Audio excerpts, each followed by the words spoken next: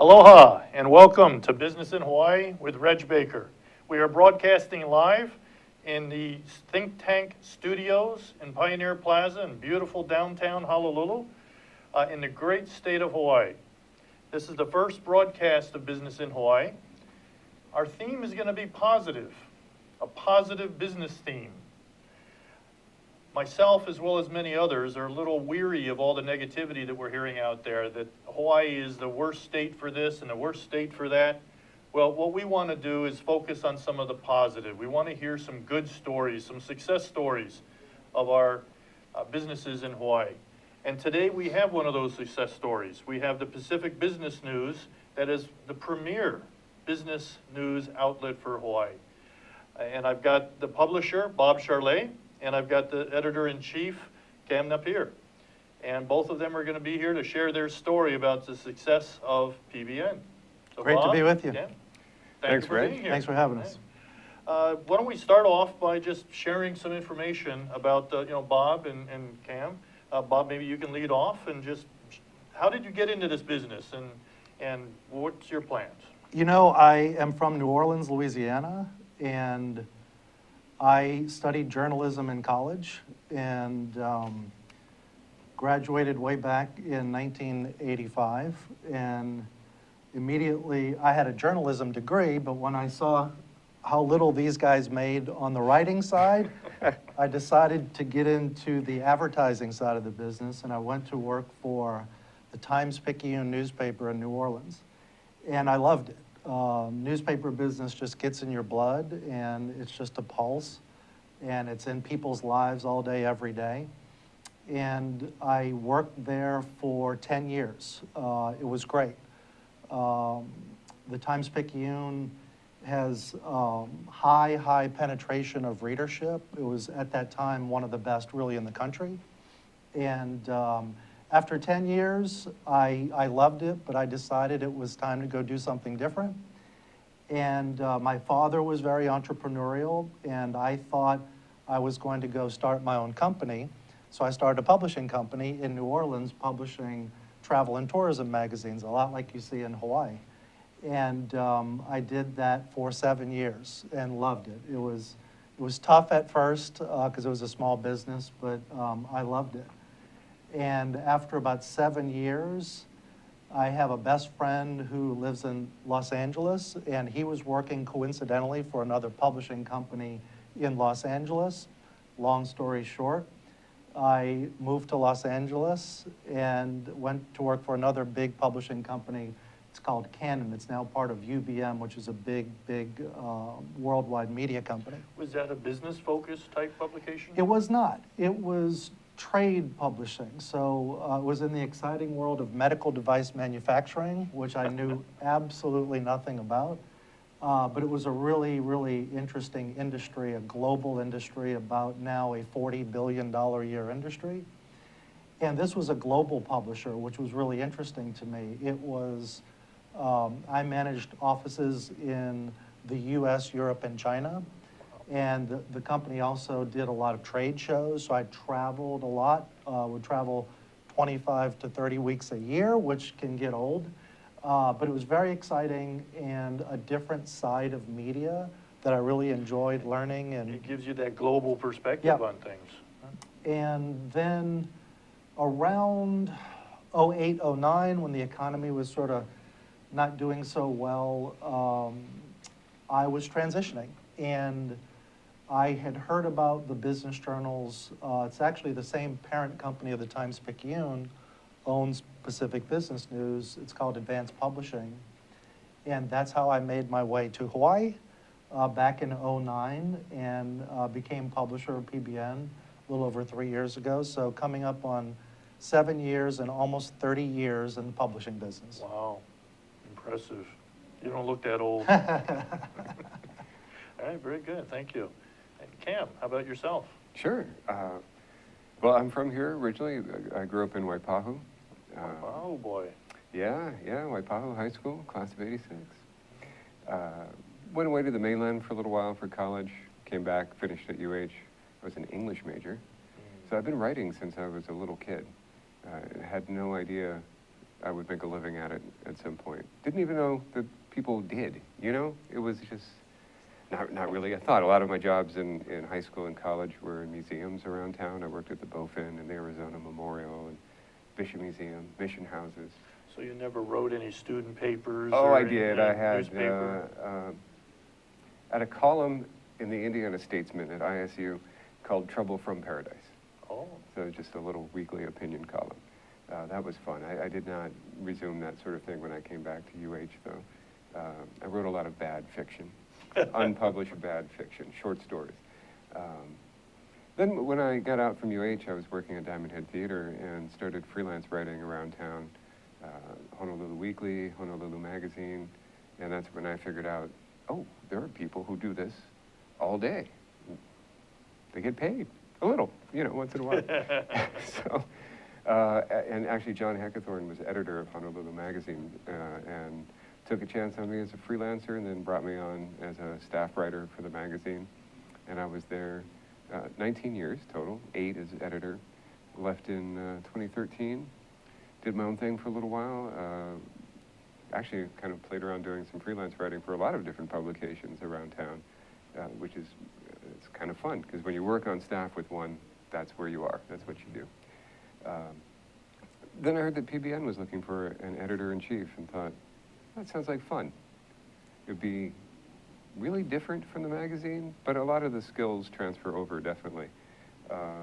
And I had seen too the changes that PBN had been undergoing in the way it approached the print product, the online product, and it just looked like it would be a lot of fun to be there. so it was a publication that was kind of going through a transition to a new Exactly. style? Yeah, a new approach to storytelling. So, and you've had fun with that transition then? Yeah, I've been there about a year and a half now.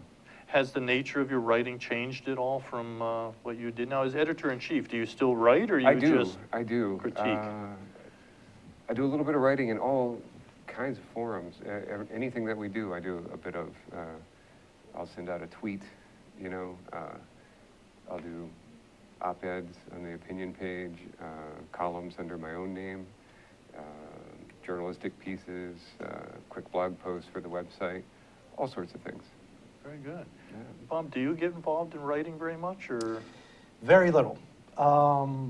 That's what these guys do. You know, George Mason founded PBN 52 years ago, and for those folks that were around at the time, you know, he penned an opinion every week.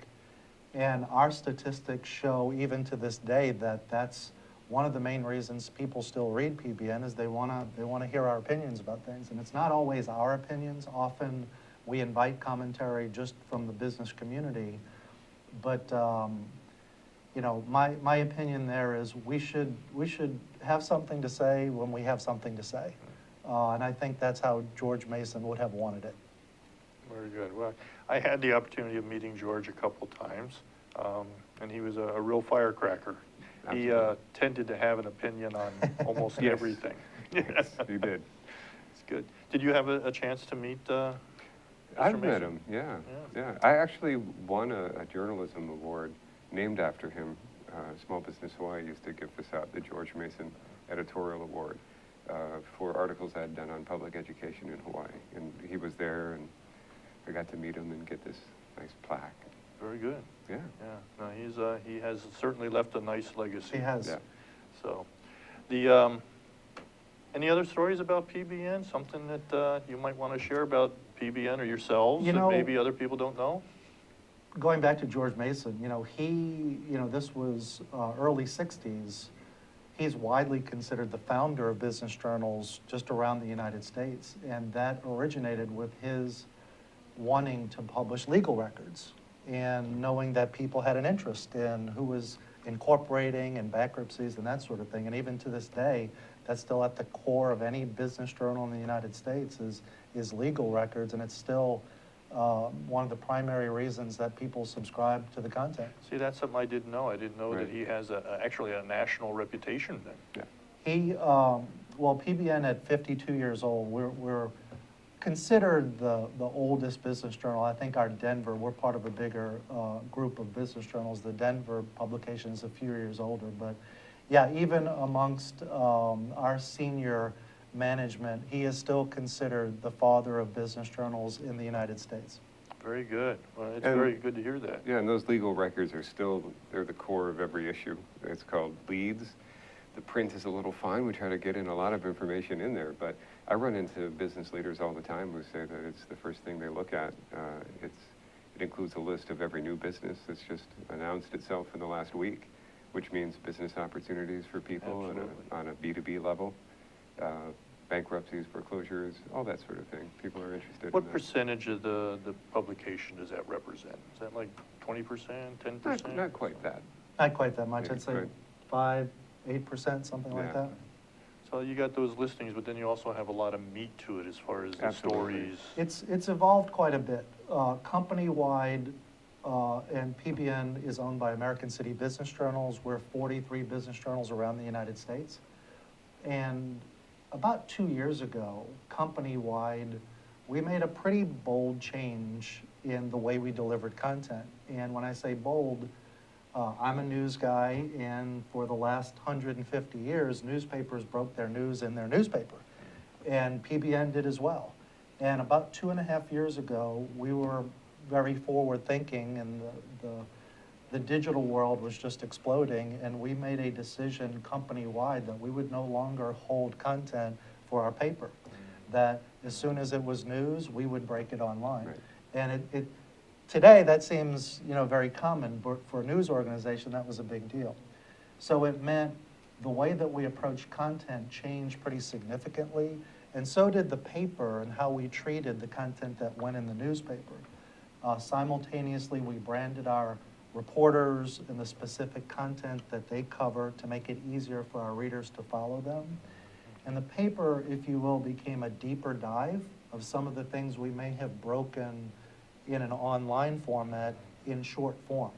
So from the reporter standpoint, they have to have two ways that they approach delivering content. Online is a very quick read. People want to read it and get in and get out. Whereas traditionally, our paper subscribers, they're going to spend a little more time. On average, they're going to spend about an hour reading PBN print. So that's where you're going to get more detail, kind of behind the scenes of a story. And then as we talked about the legal records, there are some things that you'll only find in the paper. So, but it's a pretty significant change in the overall way that we approach our content.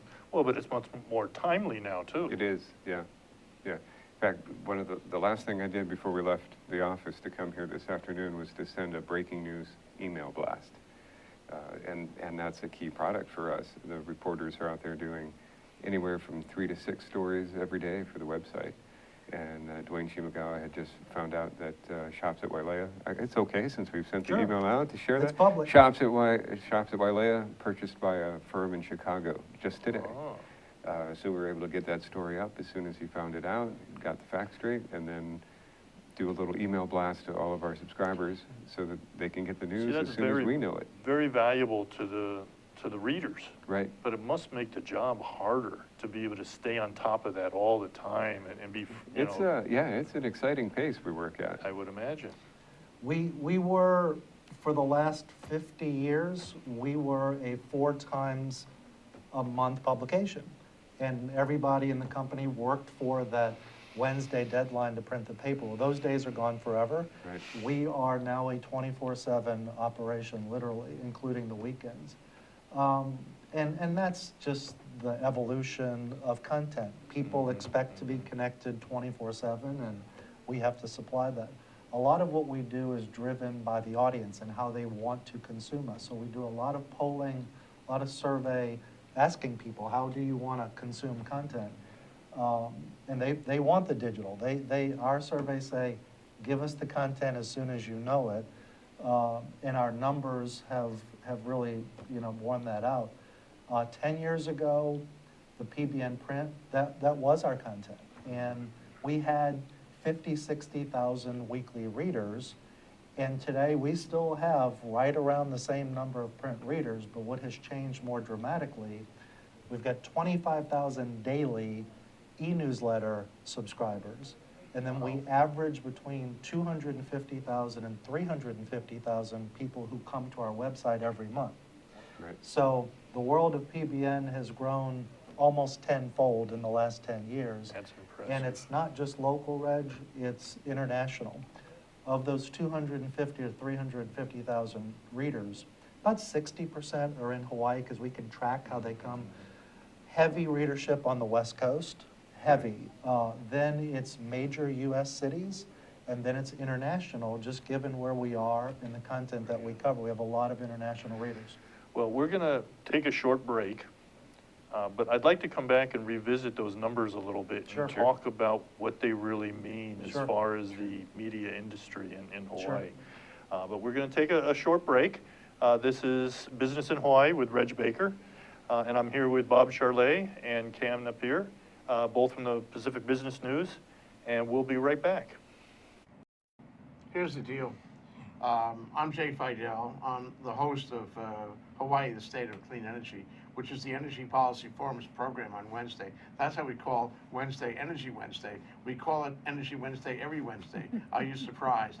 Okay, and we try to get guys like Jim Alberts here from Hawaiian Electric who can tell us what's really going on in energy. We want to be informed. It's so important. It's the most important initiative in our state. Clean energy is major, okay? And that's why we cover it on this show. That's the deal. What do you think, Sharon? I think that's great. That's why we're here every Wednesday from 4 to 5, and we hope you all join us so we can hear people like Jim coming on our show and co-host Ray Starley from Hawaii Energy. Okay, Jim, you've been here today. You've seen this. You heard what she said. What do you think? I think it's a tremendous opportunity for people to come together and talk about the issues. Oftentimes, there isn't a good forum to bring these key issues out into the public, and this is a tremendous way to go about it. And the activity of this show is essential to keep talking about energy because, as you said, it's such an essential part of our lives that we need to pay attention to it and we need to think about the future. Okay, Ray, your turn. Well, this is a special time in the history of Hawaii where we're making some pretty radical changes in the way we use energy and generate energy. And this show is the one place you can count on coming to every Wednesday and hearing something about the latest issues that are on the table, being discussed, that will affect us all going forward. So come join us, and if you have some ideas you want to share with us about energy, give us a call and let us know. We'll put you up here and let you talk for an hour. So come see us. Thanks, Ray. Thanks, Sharon. Thanks, Jim. It's great to be, from ThinkTech's point of view, it's great to have this show. We love the show. It's our most important show. So come around and listen to us 4 to 5 on Wednesday. Thanks a lot. Bye. Aloha. Aloha. Welcome back. This is Business in Hawaii with Reg Baker, and my guest today is the Pacific Business News publisher, Bob Charlet, and the editor-in-chief, Kam Napier. If anybody should have any questions and they'd like to tweet us with those questions, please do so at ThinkTechHI, and we'll happy to respond accordingly. All right, Bob, Kam, thank you back. Thank you. I guess we were talking a little bit about the some of the digital aspects of the PBN these days and Right. how it's evolved over the last Yeah. few years into Right. something pretty impressive. So is this just a local publication? I think you mentioned that there's an international aspect to this as well. You know, media, 20 years ago, if you wanted to get information, you read the daily paper, you watched the 6 o'clock news, maybe you listened to the radio on the drive into work, maybe somebody at the water cooler told you something. In the last 20 years, that commodity of just general information, well, now you can get it from any number of sources, 24/7. You can get it for free. So it really changed the complexion of media dramatically. Those big macro media outlets, those are the ones that have suffered the most in the last, say, 20, 25 years. Targeted information, very specific information, such as business news, Right. has actually grown. And it makes a lot of sense. People are busy and they don't have time to go to 25 different any media outlets to get information. So it's meant that we've had to work really, really hard to own that space. We have to deliver a lot of content to keep that reader coming back. But simultaneously, because we're part of a much bigger corporation, our ability to deliver, meaning our apps, our website, our newsletters, very state-of-the-art, very easy for people to consume. We only send 2 newsletters out a day, so we don't fatigue by, sending 20 things out a day. And all media outlet has had to try to trial by error to figure that part out. I think we've done that pretty successfully. And because we can look at our digital analytics all day long, we can see what the numbers are telling us and adjust accordingly. So the digital space, pretty much every day we come to work, we have more readers than we did the day before. So, Wow. Yeah. yeah. The growth is impressive. Kam could probably talk about, it also helps us to shape our content because we can see instantaneously what people are clicking Right. on and then what they're not clicking on. Well, in fact, the amount of data I can look at is dizzying. I could spend the whole day looking at dashboards that show in real time exactly how many people are reading every article on the webpage right now. Every morning I do look at stats on the top stories of the previous day, and the reporters are aware of their online performance too, because the audience is telling us, hey, we're really interested in this.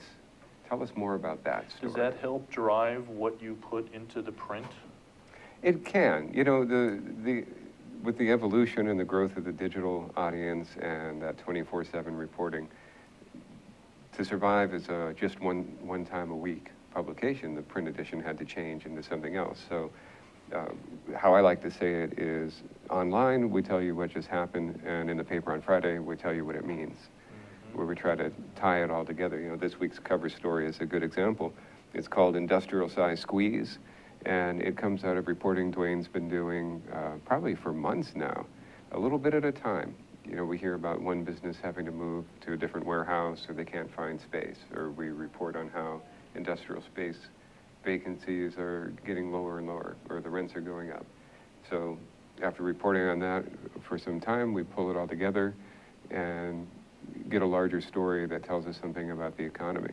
What's interesting in my personal experience is that I'll use the daily newsletters, the emails, as the information source, but when I want to do the research and really get into it, Right. That's when I go to the print. Right, exactly, right, that's the approach. So, and it's not just the cover story, the reporters on their own pages are doing that same sort of thing where they're tying it all together, the things that they've been reporting on.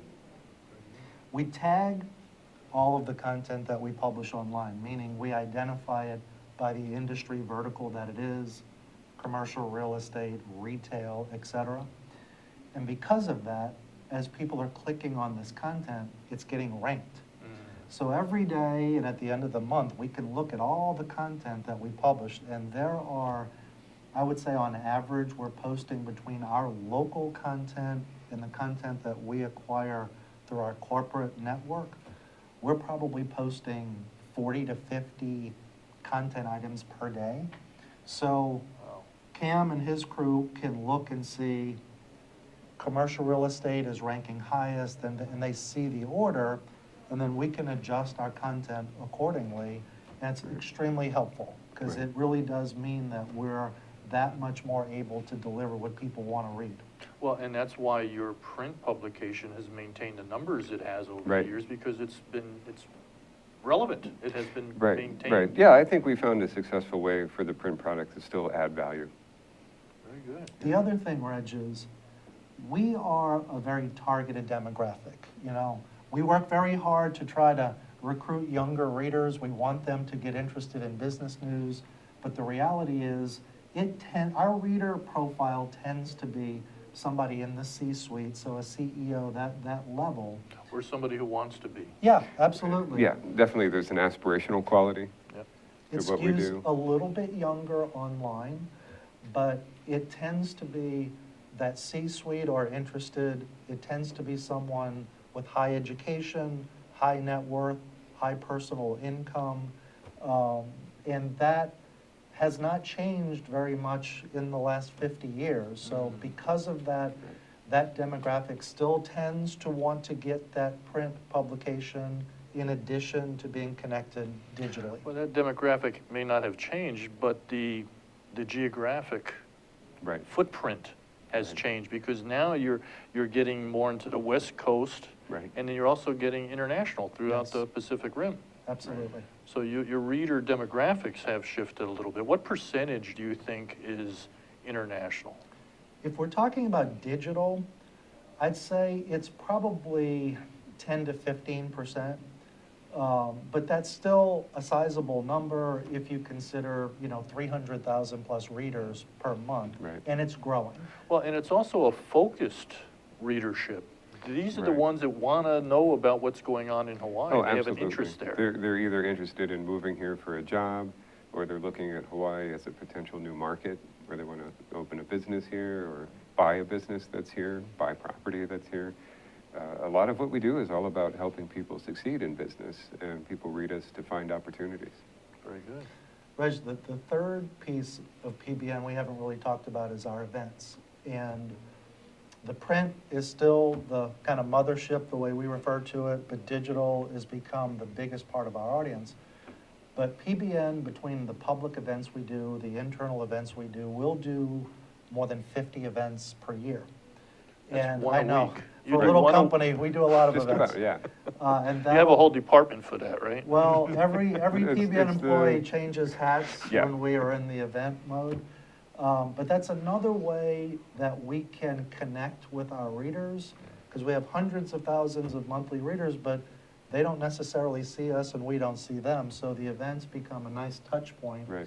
And we try, as Kam said, we try to mold our events around helping businesses to be better at what they do, give them access to experts that they might not otherwise get.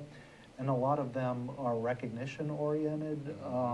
We have our Fastest 50 event next week.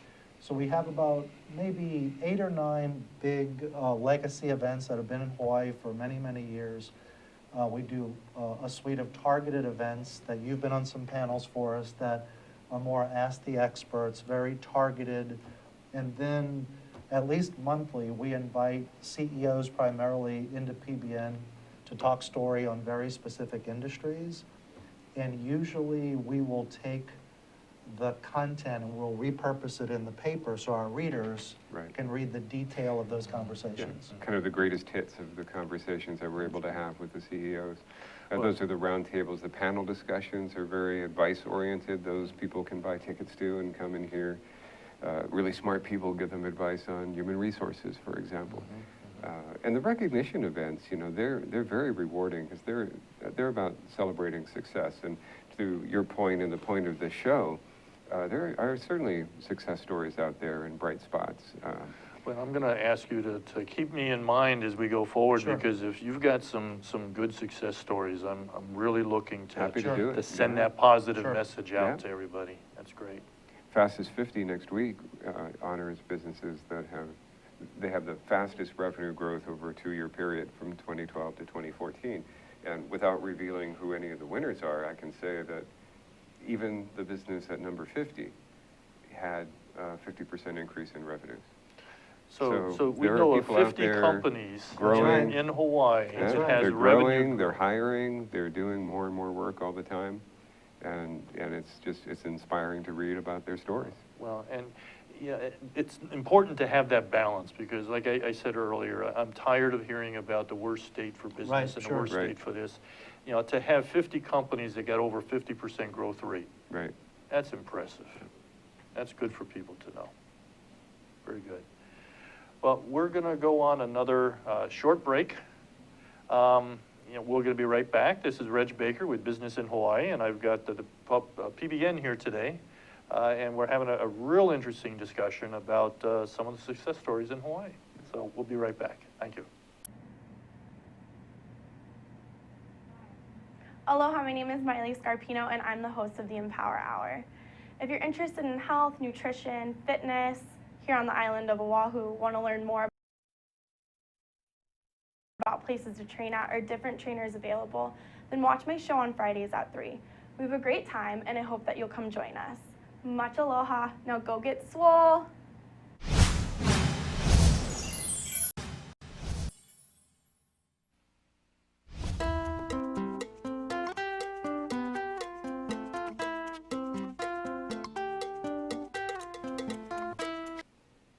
Aloha, how you doing? I'm Gordo the Tech Czar, here on ThinkTech Hawaii, where we co-host Hibachi Talk, where we talk about technology and bring in all kinds of cool guests. Also, my co-host with me today is Andrew the security guy. Thanks for watching. Thanks for watching ThinkTech Hawaii, and thanks for watching Hibachi Talk. We also have Angus. And you there, lad. It's Angus. I bring in all kinds of wee things. Oh, look, you can see my lips moving. Welcome back. This is Reg Baker, Business in Hawaii, with my guests, the PBN. I keep tripling over that, but that's the Pacific Business News, PBN. And I've got Bob Charlet and Kam Napier here, and sharing some of their wisdom as far as the media in Hawaii and the business in general in Hawaii. We were just talking earlier a little bit about the Fastest 50, and we've got some real success stories here. You've both been in the business for a while. How has business changed over the last 10, 15 years? I keep hearing about how bad it is. Is it really as bad as everybody seems to think? You know, if you go back to the recession, which hit everybody, I think, very hard, my opinion is I still think we're relatively flat. All of the economic indicators, DBED, say steady growth, and I think we would agree with that. Right. But it's just steady, which is not a bad thing. I think construction is very healthy. All you have to do is look up at count the number of cranes you see every the day. state bird is out Right, there, right? absolutely. The cranes. New car sales are New up. car sales, tourism, we're breaking records. So the primary drivers are there, which I think is really good. We still got challenges, I think, on the people side. So post-recession, what we see a lot is there are companies that they downsized or right-sized, which a lot of companies needed to do. And so they're back more focused on their core business than ever before. Well, today they want to grow. And what's interesting is they now, if they lost 3 employees for whatever reason, they now want one person who can do all 3 of those jobs. They have the money to pay that person, they can't find them. Right. And we hear this over and over and over that that's a real challenge for businesses. They know what they need to do, they can't find the people. So, we talk to a lot of folks in the recruiting world, and, we hear the stories of they're trying to pull people out of retirement, they're recruiting at every corner of the globe to try to find So the old people. guys have a chance now, Yes, huh? they do. All right. Absolutely. All right, good to hear. But it's a very real problem, though, because it will impede a company from being able to go forward if they can't find the people that they really need. Yeah, So absolutely. is this a reason that maybe, I've got 2 sons, one just graduated from college, the other one's graduating in December. Is this a reason for them maybe to stick around or give Hawaii some consideration? I think people who are very entrepreneurial, willing to work hard, can make it here. Absolutely. You might want to You gotta- repeat that, Kam. It's very true. That's a People who strong are really message. entrepreneurial and want to work hard, they can make it here. Certainly there's challenges. We see the cost of housing get higher and higher. At the same time, businesses can't just automatically start paying people more just because the rent went up, because the business's own expenses are also up. I don't know what our electric bill is, you probably know.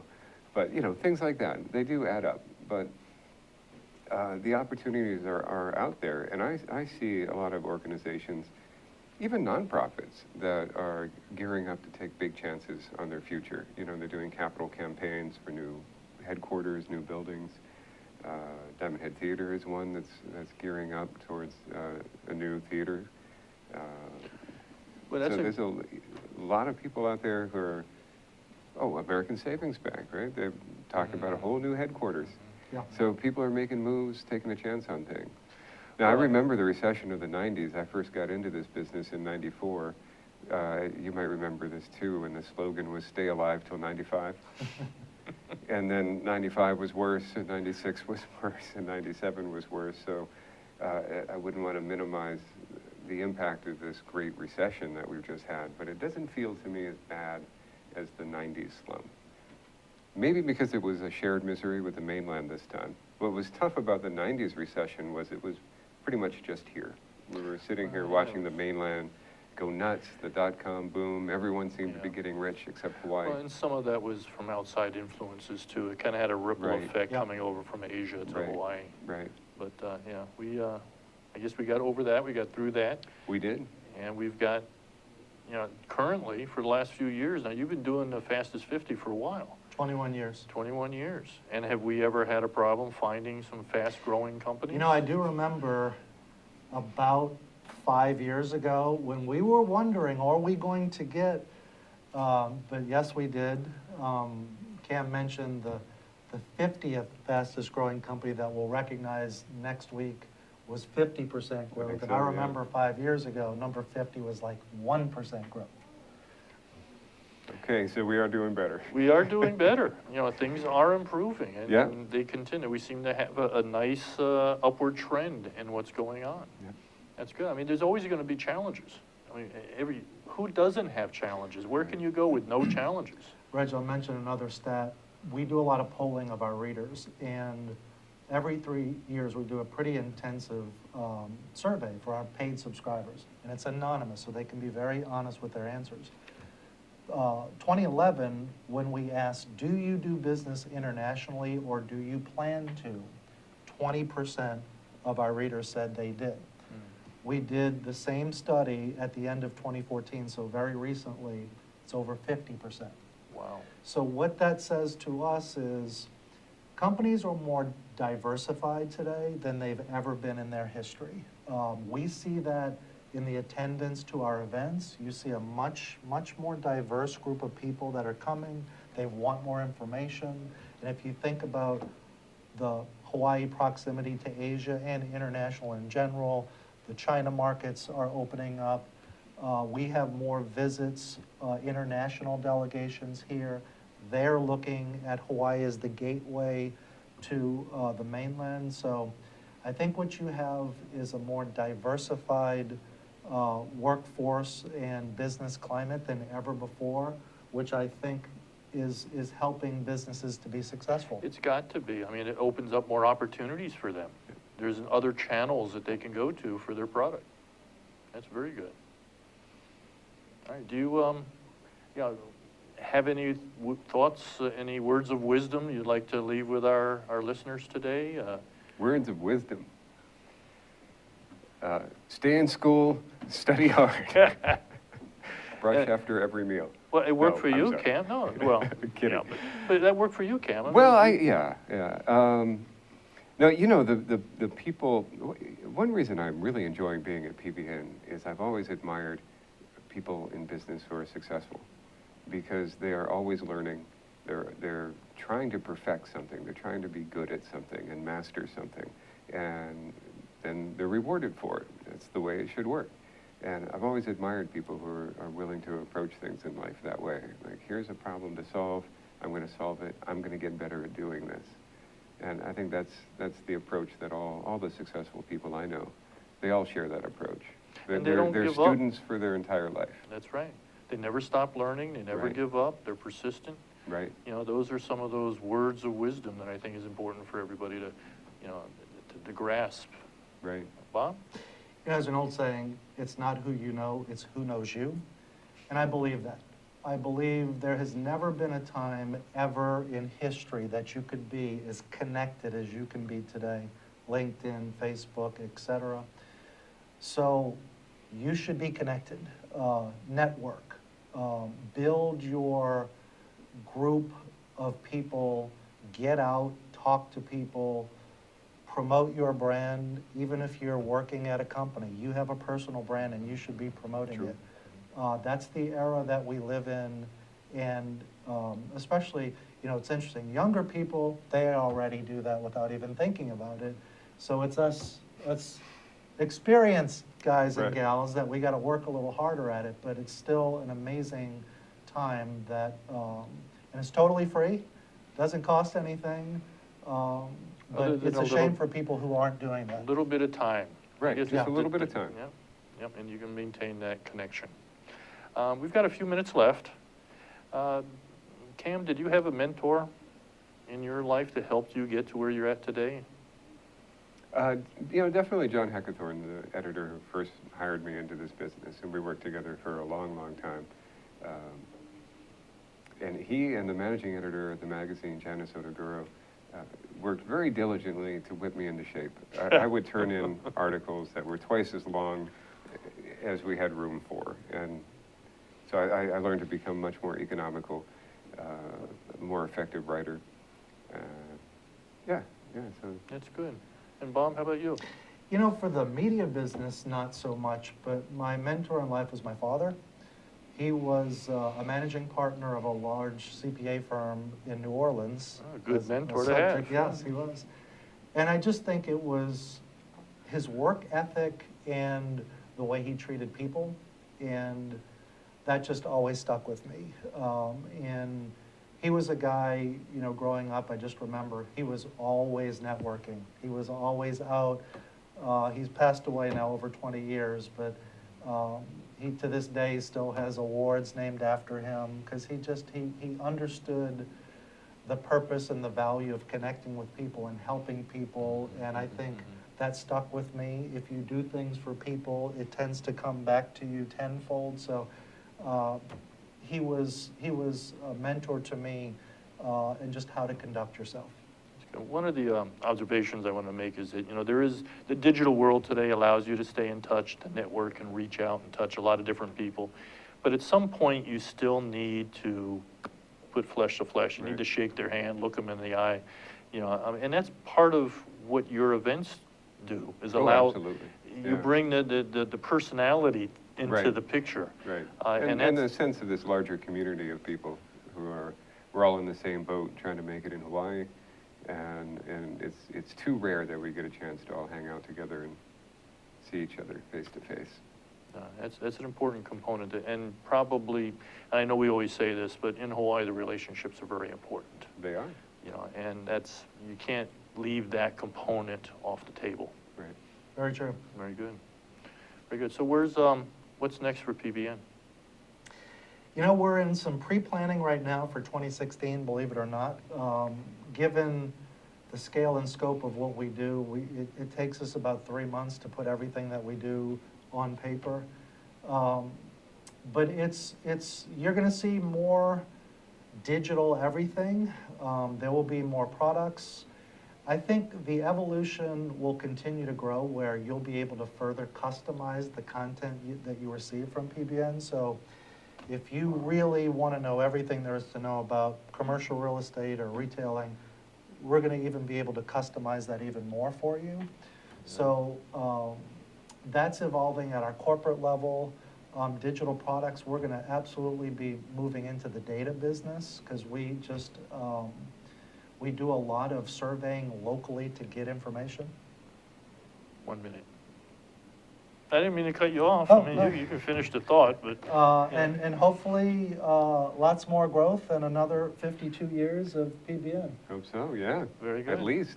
All right, very good. And I'm sure both of you will be there for that. Yes, Yeah, absolutely. Of course, We're very going good. to look exactly the same. Yes. Have us on this show in Right, 52 Yes. years. That's right. Well, I'm hoping that through some of their media magic, they're gonna cut a couple pounds off for me. Well, listen, thank you for having us on for your an honor. inaugural. Yeah, It was really very good. was. I appreciate you guys taking the time out to come over. Our pleasure.